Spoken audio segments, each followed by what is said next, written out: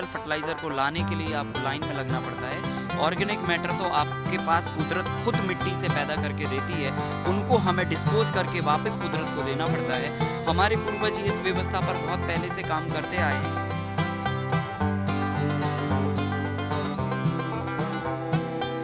10 ton पची हुई गोबर की खाद इस्तेमाल करते हैं। अगर किसान के पास नहीं है तो कोई भी हरी खाद, सन, ढैंचा, उड़द, मूंग जैसी फसलों को लगा के 40 दिन बाद ग्रीन मैन्योर के तौर पर उसको मिट्टी में मिला देते हैं, या तो फिर लकड़ी का कोयला 500 kg पर एकड़ के हिसाब से हम डाल के और मिट्टी को पूरी तरह से कार्बन युक्त करते हैं।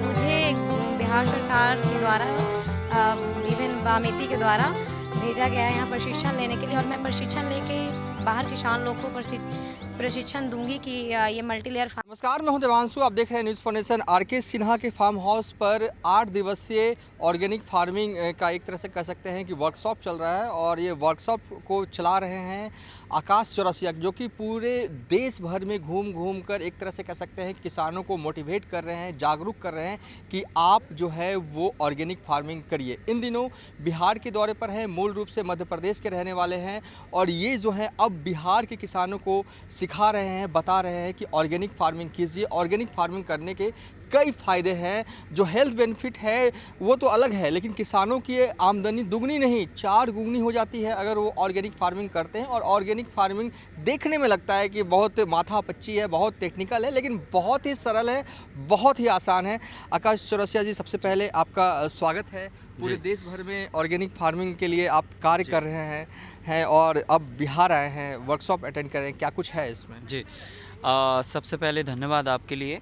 आप यहाँ ग्राउंड लेवल पे आए और इतनी जो किसानों के हित में कार्य किया जा रहा ज़मीनी स्तर पर, उसको आपने पब्लिक के सामने रखने का एक माध्यम बनाया। यहाँ पर हम लोग बेसिकली ऑर्गेनिक को लेकर और मल्टीलेयर कृषि को लेकर, दोनों को साथ में लेकर कार्य कर रहे हैं। किस तरह से छोटी जोत के किसानों के लिए हम ऑर्गेनिकली तरीके से, जैविक तरीके से कैसे उनका अच्छा से प्रोडक्शन बढ़ा पाएँ और कैसे उनकी लागत को कम कर पाएँ, क्योंकि आमदनी अगर हमें बढ़ानी है तो हमें सबसे पहले नंबर लागत को कम करना पड़ेगा। लागत अगर हम कम कर देंगे तो आमदनी ऑटोमेटिकली बढ़ जाएगी। तो हम लोग लेयर फार्मिंग के माध्यम से लागत को कम कर रहे हैं और आमदनी को बढ़ाने का प्रयास कर रहे हैं, और इसी बात का तो हम लोग प्रशिक्षण डे फर्स्ट से कंटिन्यूसली प्रैक्टिकल रूप में डे टू डे अलग अलग प्रैक्टिसेस को लेकर यहाँ पर किसानों को दे रहे हैं। क्या ऑर्गेनिक फार्मिंग कर सकते हैं किसान? जी, बिल्कुल कर सकते हैं। अगर ऑर्गेनिक फार्मिंग करने के संसाधन किसान जुटा लेता है, जो हमारे पूर्वजों के पास ऑलरेडी पहले से हुआ करते थे, तो निश्चित ही है केमिकल फर्टिलाइज़र से तो ज़्यादा बेहतर है कि हम ऑर्गेनिक फार्मिंग कर पाएँ, क्योंकि केमिकल फर्टिलाइज़र को लाने के लिए आपको लाइन में लगना पड़ता है। ऑर्गेनिक मैटर तो आपके पास कुदरत खुद मिट्टी से पैदा करके देती है, उनको हमें डिस्पोज करके वापस कुदरत को देना पड़ता है।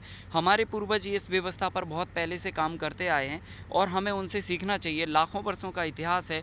जब खेतों में कोई अनाज पैदा होता था, उसकी जड़ बनती थी, उसकी पत्ती बनती थी, तना बनता था, फल बनता था। फल हमारे पूर्वज घरों में लाते थे, अनाज के रूप में, सब्जियों के रूप में या फलों के रूप में, और वो खा के और बॉडी से डिस्पोज करके और वापस खेतों को वापस सौंप दिया करते थे। फिर जो हमारी पत्ती हुआ करती थी, हमारा तना हुआ करता था, वो तना जो है ना हमारी गायों के लिए फॉडर के रूप में उनके पेट में जाता था और वापस डिस्पोज होके फिर वो गोबर के रूप में वापस खेत को मिलता था, और मिट्टी में जो जड़ थी वो वापस मिट्टी में ही मिल जाती थी। तो पेड़ ने जो भी मिट्टी से उठाया तत्वों के रूप में, पत्ती के रूप में, तने के रूप में, फल के रूप में, वो वापस हमारे पूर्वज उसको रिसाइकिल कर देते थे। लेकिन वर्तमान की स्थिति में ये हम नहीं कर पा रहे हैं और हम दुकान और बाज़ार पर डिपेंड हो गए, इसलिए यह खेती ज़्यादा महंगी भी हो गई और इसमें उत्पादन एक समय तो हमें मिला, तो हमें लगा, हमें हमारा भरोसा जम गया कि हाँ यही एक वैश्विक समाधान हो सकता है। लेकिन अब दिन प्रतिदिन बढ़ती जा रही इसमें समस्याएं और गिरता जा रहा प्रोडक्शन, ये चिंता का विषय बन चुका है। इसलिए हमें पूर्वजों की व्यवस्था पर वापस लौटना पड़ेगा और वो सारी व्यवस्थाएं सेट करना पड़ेगी जो हमारे पूर्वजों ने की थी। एक सवाल मेरे जहन में है कि आपने कहा ऑर्गेनिक फार्मिंग, जो फार्मिंग आमतौर पर किसान करते हैं, यूरिया दे देते हैं नाइट्रोजन के लिए, डीएपी दे देते हैं मिट्टी में, और पेस्टिसाइड्स का छिड़काव करते हैं। 3 चीज़ मुख्य तौर पे यूज़ करते हैं। तो अगर ये इन चीज़ों का यूज़ ना करें तो क्या यूज़ करें? आपने कहा गोबर, तो गोबर को अगर मान लीजिए कि अगर पुरानी गोबर है उसको मिट्टी में दे दे, क्या इतना ही काफ़ी है कि टेक्निकली और भी करना पड़ता है? क्या करना पड़ता है? बेसिकली क्या है कि कुदरत ने हमारे लिए सब कुछ दिया हुआ है। और बेसिकली अगर हम किसी एक पौधे को जन्म लेते हुए देखते हैं और बढ़ता हुआ देखते हैं, तो वो पौधा मिट्टी से सारे तत्वों को उठाता है। अगर हम उन्हीं सारे तत्वों को वापस मिट्टी को दे देते हैं, तो बेशक हमें जो है ना मिट्टी को जो तत्वों की आवश्यकता है या जो कुछ भी चाहिए, वो वापस हम मिट्टी को अलग अलग रूप में दे देते हैं। परंतु यहाँ पर आज वर्तमान में परिस्थितियाँ ये हैं कि हमें उत्पादन चाहिए है, और बिना उत्पादन के हम सरवाइव नहीं कर पाएंगे। तो बेहतर उत्पादन के लिए हमें क्या करना पड़ेगा कि मिट्टी के लिए हमें वो सारे एलिमेंट नेचुरल फार्म से कलेक्ट करके, नेचुरली रूप से कलेक्ट करके मिट्टी को देने पड़ेंगे।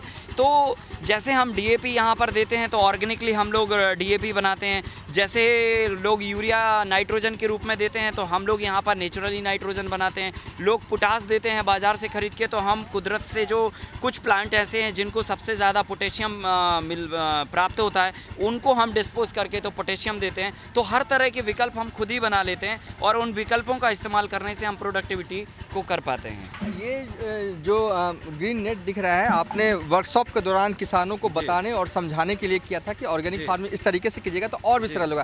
क्या है इससे कॉन्सेप्ट, ये बता दीजिए। देखिए, हाँ, बेसिकली ये कॉन्सेप्ट एक बहुत अलग तरीके का कॉन्सेप्ट है, और इस कॉन्सेप्ट में हम लोग एक साथ एक ही ज़मीन में कई तरह की फसलों को उगाते हैं। और इसकी जो शुरुआत होती है वो किसान के इर्द गिर्द घूम रही तमाम तरह की समस्याओं से होती है। आज हम सभी लोग जानते हैं कि खेती में घटता जल स्तर एक बहुत बड़ी चिंता का विषय बना हुआ है।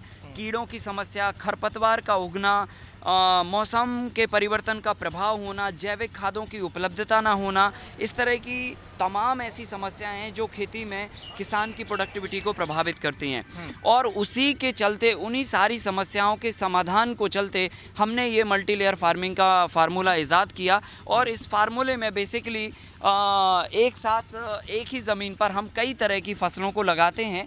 और इसके लिए सबसे पहले नंबर हम क्या करते हैं, एक ढांचा बनाते हैं, क्योंकि ये ढांचा बनाने के दो पर्पज़ होते हैं। पहला पर्पज़ होता है कि मतलब जो है ना, मौसम के जो बुरे असर हैं, वो मौसम के बुरे असर से फसलों को बचाया जाए। और दूसरा ये होता है कि एक साथ एक ही ज़मीन पर कई तरह की फसलें उगाई जाएं। तो जब हम एक साथ एक ज़मीन पर कई तरह की फसलें उगाएंगे तो हमें फ्लोर की ज़रूरत पड़ेगी, हमें ढांचे की स्ट्रक्चर की ज़रूरत पड़ेगी। सो बेसिकली अगर हम मल्टी लेयर फार्मिंग को बहुत कम शब्दों में समझें, तो जैसे हम शहर में कम जगह के ऊपर एक फ्लैट बना के ज़्यादा लोगों को रहने की व्यवस्था कम जगह में बना लेते हैं, ठीक उसी तरह से हमने जगह कम होने से एक के ऊपर एक फसल को उगाने के लिए ये फ्लोर बनाया है। सो इसमें हम क्या करते हैं, बांस और बल्ली का इस्तेमाल करते हैं। ये हमारे बैम्बू हैं जो किसान की मेड़ों पर आसानी से हो सकते हैं, जो एक इनकम का साधन भी बन सकते हैं, और खेतों में इस तरह के प्रयोग होने के लिए भी मतलब उपयोग में आ सकते हैं, और सुरक्षा व्यवस्था का भी कारण बन सकते हैं। तो ये किसान की प्रोडक्ट है, खेत में पैदा होता है। ये हमने लकड़ियाँ यूज़ की हैं, ये घास यूज़ की है, ये सारी चीज़ें नेचुरली हैं और ये किसान के खेत में पैदा होती हैं। तो इसमें हम क्या करते हैं, 5 बाई 6 फीट के डिस्टेंस से ये बांस या तो बल्ली या तो लकड़ी, कोई भी ऐसी चीज़ जो सीधी हो, 2 इंच मोटी हो और 11 फीट लंबी हो, उसको हम लगाते हैं। और फिर उसके बाद हम ये वायर का जाला बुनते हैं। जाला बुनने के बाद हम कोई भी घास जो हमारे खेतों पर उगती है नेचुरली, उसको हम काट के ये घास ऊपर से डाल देते हैं। ये घास क्या करती है कि पूरा चारों तरफ से तो 50% छाया का और 50% धूप का एक इन्वायरमेंट क्रिएट करती है, और 50% धूप और छाया के इन्वायरमेंट से तेज़ धूप में हमारी फसलों को लपट नहीं लगती, तेज़ ठंडी में हमारी फसलों को पाला नहीं लगता, और तेज़ ओला पड़ने की स्थिति में तो हमारी फसलें डैमेज नहीं होती हैं। तो इस तरह से ये एक मचान बन गया। अब इस मचान पर हम अलग अलग फसलों का फ्लोर अलाटमेंट करते हैं। तो जैसे कि ये हमारी रो है, इसमें हम बीच में लगभग 1 से 1.5 फीट का रास्ता छोड़ेंगे, और ये 3.5 फीट का बेड बनाएंगे। इस पर हम कंद वाली फसल को लेकर ज़मीन के अंदर डालेंगे, जैसे अदरक हो गया, हल्दी हो गई, अरबी हो गई, बहुत सारी ऐसी रूट क्रॉप हैं, उनको ज़मीन के अंदर लगा देंगे। उसके सरफेस पर हम पत्ती वाली सब्जी को बो देंगे, जैसे मेथी हो गया, पालक हो गया, धनिया हो गया, चौलाई हो गया। उसी के साथ में उसी के सरफेस पर ही हम ये जो बैम्बू लगाया हमने, हर बैम्बू पे लता वाली फसलों को लगा देंगे जो इस मचान के ऊपर जाके फैल के फलेंगी। फिर इसी जगह पर हम चौथी फसल के रूप में पपीते की फसल को लगाएंगे। वो फसल इस स्ट्रक्चर के ऊपर जाके फलेगी। तो सबसे टॉप फ्लोर पर चौथी फसल के रूप में पपीता होगा, तीसरी फसल के रूप में थर्ड फ्लोर पर हमारी लता वाली फसल होगी, और ज़मीन पर सेकंड फ्लोर के रूप में हमारी पत्ती वाली सब्जी होगी, और ग्राउंड फ्लोर पर हमारी कंद वाली फसल होगी। हाँ, क्या ये जो मिट्टी जो अभी हम देख रहे हैं, क्या ये मिट्टी ऑर्गेनिक फार्मिंग के लिए आपने तैयार करवा दी है कि इसको अभी तैयार होना है? जी, हमने इसको भूमि को उपचारित किया हुआ है। किसी भी फसल को खेत में लगाने से पहले हमें मिट्टी को तैयार करना पड़ता है, और मिट्टी को तैयार करने के लिए 100 किलो चूने की डस्ट और 50 किलो नीम का पाउडर डाल के उसका ट्रीटमेंट करते हैं। फिर मिट्टी के अंदर कार्बन वैल्यू बढ़े, क्योंकि मिट्टी के अंदर कार्बन नहीं बढ़ेगा तो बैक्टीरिया नहीं बढ़ेंगे। तो मिट्टी के अंदर जो काम करने वाली एक शक्ति है वो बैक्टीरिया है। तो बैक्टीरिया बढ़ाने के लिए हम 10 टन पची हुई गोबर की खाद इस्तेमाल करते हैं। अगर किसान के पास नहीं है तो कोई भी हरी खाद, सन, ढैंचा, उड़द, मूंग जैसी फसलों को लगा के 40 दिन बाद ग्रीन मैन्योर के तौर पर उसको मिट्टी में मिला देते हैं, या तो फिर लकड़ी का कोयला 500 kg पर एकड़ के हिसाब से हम डाल के और मिट्टी को पूरी तरह से कार्बन युक्त करते हैं, बैक्टीरिया बढ़ा देते हैं, और फिर उसके बाद एक संतुलित आहार मिट्टी को देते हैं। सभी तरह का पोषण जो फास्फोरस के रूप में चाहिए, जो पोटास के रूप में चाहिए, जो नाइट्रोजन के रूप में चाहिए, वो संतुलित आहार 10 टन पर एकड़ गोबर पचा हुआ, 2 टन पर एकड़ वर्मी फॉस जो डीएपी का रिप्लेसमेंट होता है, और 500 किलोग्राम कचरा और नमक से बनाई हुई जैविक पोटास, ये तीनों चारों खाद बेसल डोज के रूप में डालते हैं। तब ये मिट्टी तैयार होती है, और फिर हम इसे टिलेज करके बेड बना के फसल लगाते हैं। चलिए, इन्होंने बताया आकाश जी ने किस तरीके से मिट्टी तैयार की जाती है, और फिलहाल ये वर्कशॉप जो है वो यहाँ पे जारी है। किसान सुबह में थ्योरी करते हैं और शाम में प्रैक्टिकल करते हैं, और ये वीडियो भी पैच कर रहे हैं जब ये थ्योरी क्लासेस कर रहे थे।